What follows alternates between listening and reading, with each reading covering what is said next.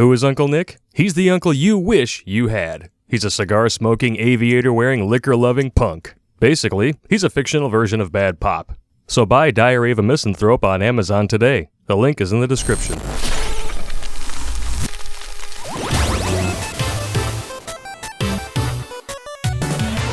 What's up, faggots? Terrence Pop here, Redonkulous.com. Good Pops here. And I got some good news for you. After you get divorced, you have a bitter breakup no matter what it is, and you want to die, that's why they call it divorce. But life goes on. It's gonna suck. In fact, some days you're gonna feel the tea bag of the government bouncing off your chin as you're gagging on the red tape of bureaucracy. But you will survive it, and you will be a wiser and stronger man for it. But hey, don't take my word for it. It's not like I didn't have to navigate that minefield myself. Like any other minefield, you might lose a limb, but you can still crawl to the finish line. And that might take a long time. And that's why I call it the long game, and I made an episode about that. Check it out. There's a lot of good stuff to look forward to once the initial smoke of the whole battle clears. So gentlemen, please pour yourself a shot, mixed drink, or beer, or all three, and join me in this episode because we're gonna pick a fight.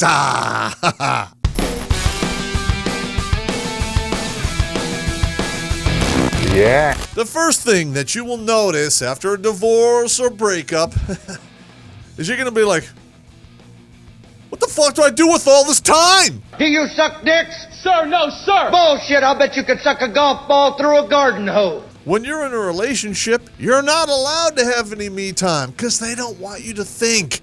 You're either working, fixing, working at home, or checking off something on the honey-do list. In fact, you're in the handyman habitat, the terrarium of doom. Check it out.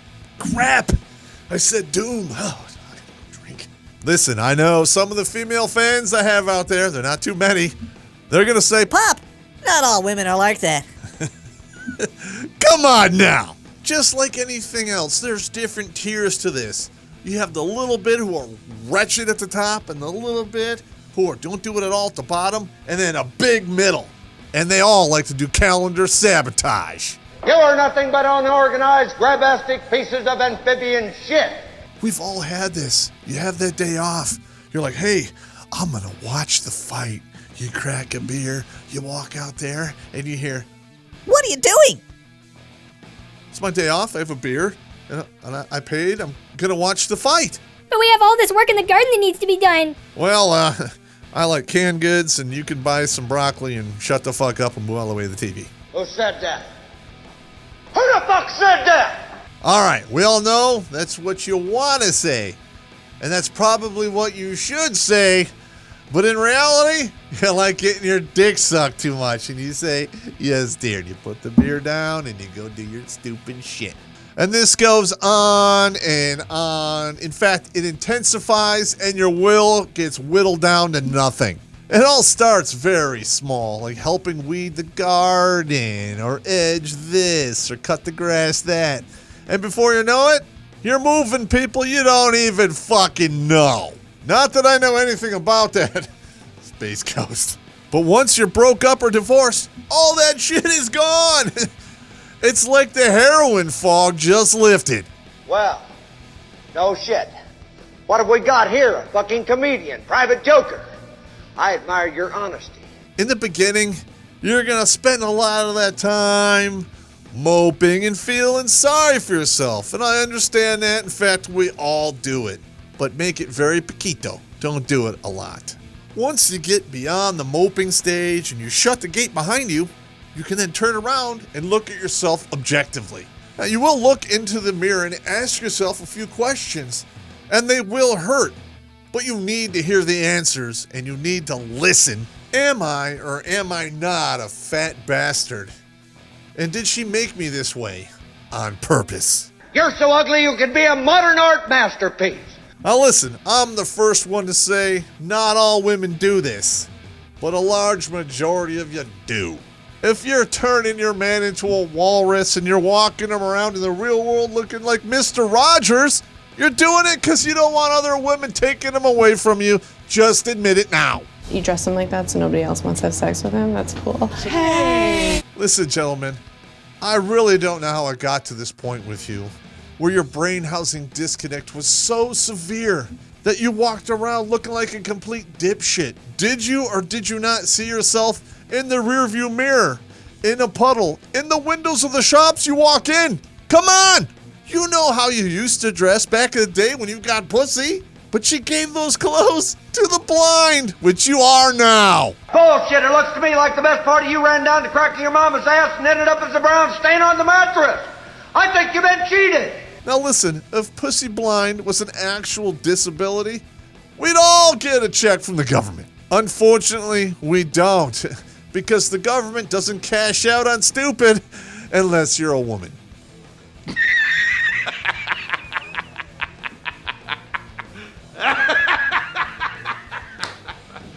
And now we're coming to one of my favorite side effects of a divorce/breakup, but there is a caveat to that.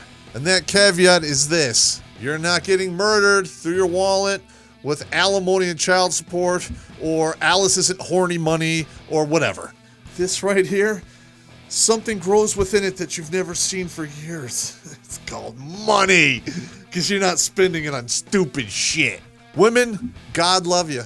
I love you. But let's be honest here. You are resource vampires, and you get these resources by sucking it through our dicks. Does this look familiar? I want a new car. I want all the options. Yeah, you can stick it in my butt if you want, but that's what I want. You know you've been there. It's not just big ticket items. It's anything and everything. Mani, pedi, hairdo, shoes, clothes, baskets, tchotchkes, whatever. Even fucking cats. There are two things that I will not miss from a relationship. Number one, toilet wars. Up, down, piss to the left, piss to the right. I don't care. It's only equality. If I have to lift it up, you should put it down. So what if it's the middle of the night and I fall in the toilet? In the Army, we call that situational awareness, and negative feedback works. And the second thing is the nattering I would take for the wet rug after the shower treatment. It's not my fault that the 5 different mats I bought you didn't match the tub or the tile. Ninja, please. When I was a bachelor, I didn't give a shit about a bath mat. When I was married, I bought like at least a dozen. In fact, as a bachelor now, my bath mat is friction tape. I don't care what it looks like. All I care about is my feet stick to it when I stand with soap and water, which is very slick. This is what happens when you're in a relationship. You get knick-knack paddywhacked, and you no longer get the bone. I bet you're the kind of guy that would fuck a person in the ass and not even have the goddamn common courtesy to give him a reach around. I'll be watching you. Disregard the fact that you need to pay for an oil change for the minivan that she wanted you to buy because the engine light's been on for, 10 weeks. And when you look at that credit card statement, you're expecting common sense would prevail and you would see oil change. But instead you see all this other bull crap. You want to have the $350 KitchenAid device with all of the bullshit. You have not yet made a cake, baked one loaf of fucking bread. You've never mixed up shit. You don't know what the fuck you're doing. You can't even put a Pop-Tart in the toaster. But you want all that crap to bake me a cake? Bullshit! You want to know who makes really great cakes? Sarah Lee and Space Ghost. And you gotta have all these cute decorations for all the holidays and maybe for her home office because she wants to start a beading business. And by her starting a business means you're financing the business. Is this like anal beads or is this like stupid beads? No, you're not putting those in my butt. All of that. All of those decorations about wine and coffee, they're all gone. And you want to know what comes back in its place? Takeout. Chinese and Thai and Mandarin and, oh, my favorite, pizza. You're back on the 65 and out diet plan because you really don't need a woman to lecture you on your poor diet. That's what doctors are for. In fact, I have a former Spetsnaz doctor and he's real good at it. Terrence, I'm sorry to say, but you broke your either. What? You can't have all of the good stuff anymore. Why? No more pizza, What? no more beer, no more cheese, no more takeout. God, what can I eat? Here's some lettuce and some barley.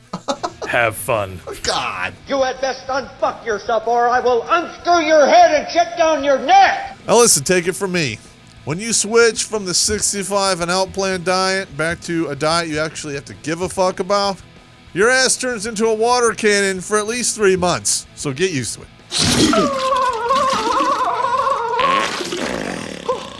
You thought you were done buying diaper cream because your kids, they're all in college now. You thought wrong. That's the only kind of butt play I'm into, because if you have diarrhea for 90 days in a row, it works. I want that A&W ointment. Oh, you have a newborn at home? No, I switched diets. I'm old. You see a guy walk into the office with a pail full of salad and he's smiling, you know he discovered Desitin. You want to know what else comes back? Your old friends and family. Because you were suffering from testicular redonculitis. Made an episode about it. Check it out. And that bitch was the equivalent of turning on the light and all your friends and family were the roaches and they scattered. And you let it happen. So guess what? You have a lot of apologizing to do, and you probably got to buy a lot of steak dinners. This process will be slow at the beginning, but sooner or later the word will get out and they will return. Not all of them. Some of them won't because you were a dick and you probably deserved it. And that's why we have a code. Bros before hoes, even your wife. Screen 5. And you know what else happens when they all come back? You get to have quality holidays again with your family and not hers. You get good gifts again because it's not a couple gift, it's just for you. And the gifts that you actually give out get better because you don't have somebody in your ear telling you what people would like. No, you should get this for your mom. She'll like it better. Oh, so you're saying you know my mother better than I do? Even though I saw her from the inside out? I know that's morbid and twisted, but it is factually true. And while you're trying to eat tonight, choking back on that nugget, think of me and have a shot.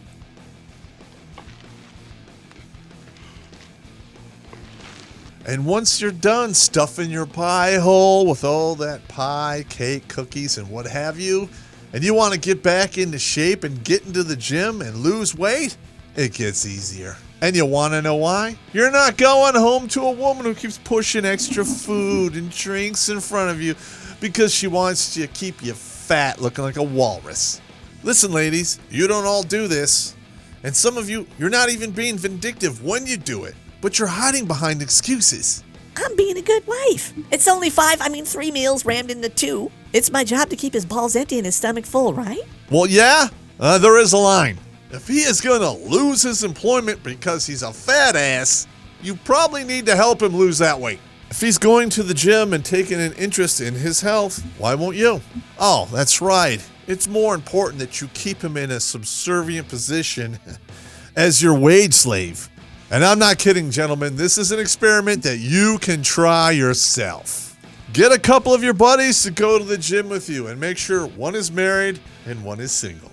After 90 days, do a simple weigh-in and see who lost more weight. I'm going to spoil it right now.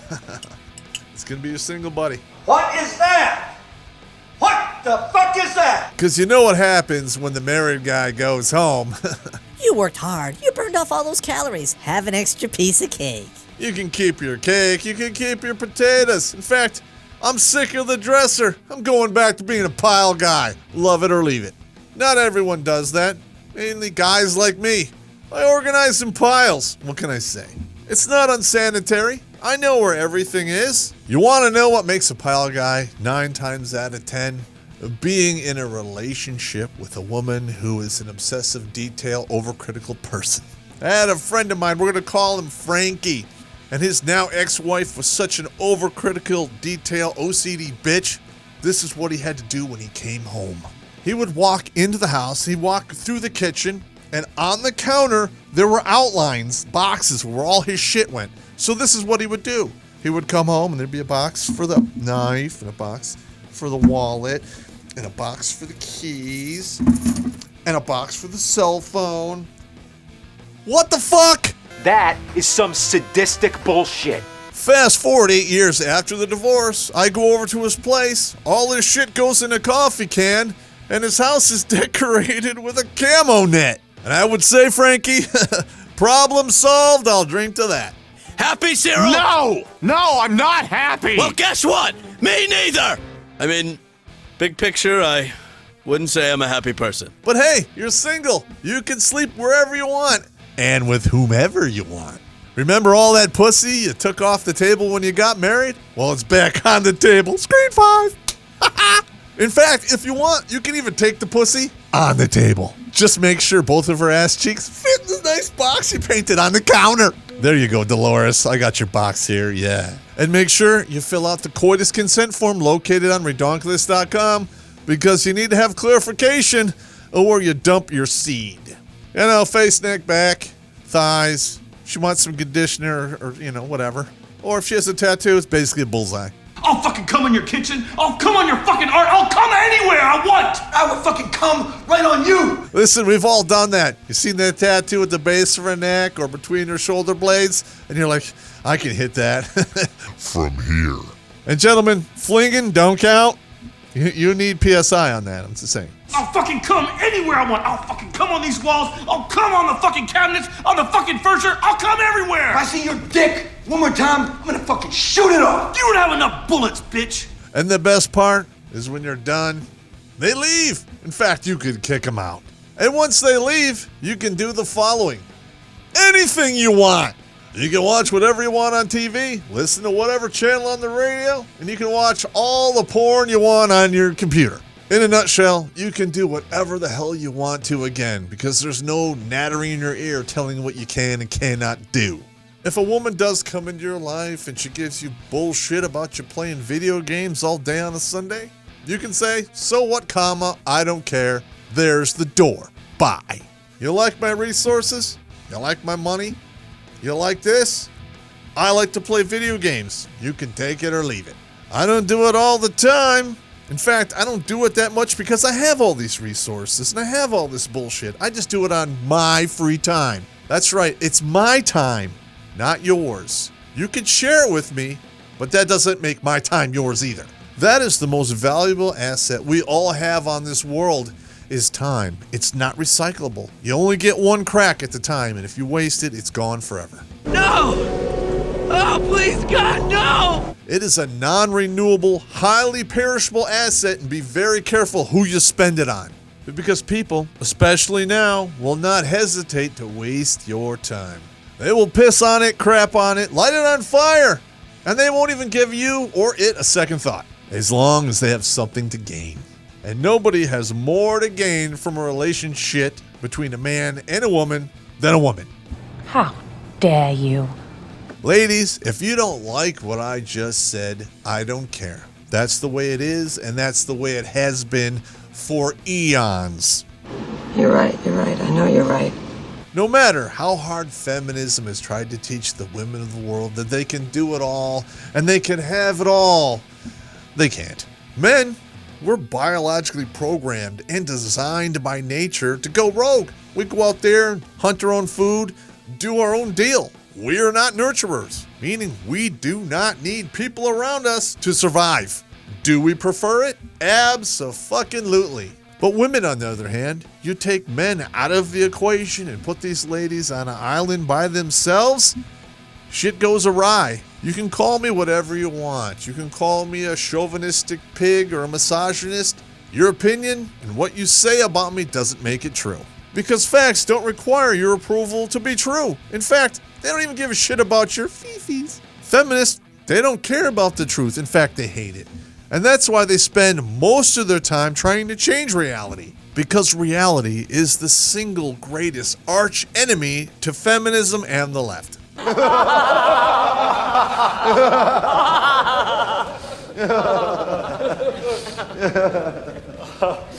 So, gentlemen, remember all of this when that A-bomb inevitably drops in your lap. Reality is on your side. And the reality is divorced women wind up in poverty, and I call that karma. 20 years from now, karma and reality will be high-fiving over your ex's back. And where will I be? Fishing with a beer in the background of that mental image, laughing my ass off.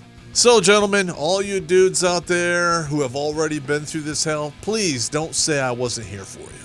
And all of you younger guys out there who have yet to experience this or have the H-bomb go off, hey, I'll be here. Just crack a beer and I'm one click away. I might not be here, but I'll be at the fridge getting a beer, and I always come back. If you do show up and, it's between 4 and 5 p.m. and I'm up behind the computer, that's my private time. Leave a note on the door. Don't feel bad for me, man. I'm the best cuddler I know. You sick bastard! Look at this! Chicks with dicks! Oh my god! Oh my god! I have a disease, alright? I need help! There are no chicks with dicks, Johnny! Only guys with tits! In fact, if you want to cuddle up, check out the links below, Patreon, PayPal, and Maker support. Send us a couple bucks because this is expensive. And please, don't forget to hit the subscribe button and the bell. And if you don't, well, what am I trying to do? You're single now. You can do whatever the hell you want.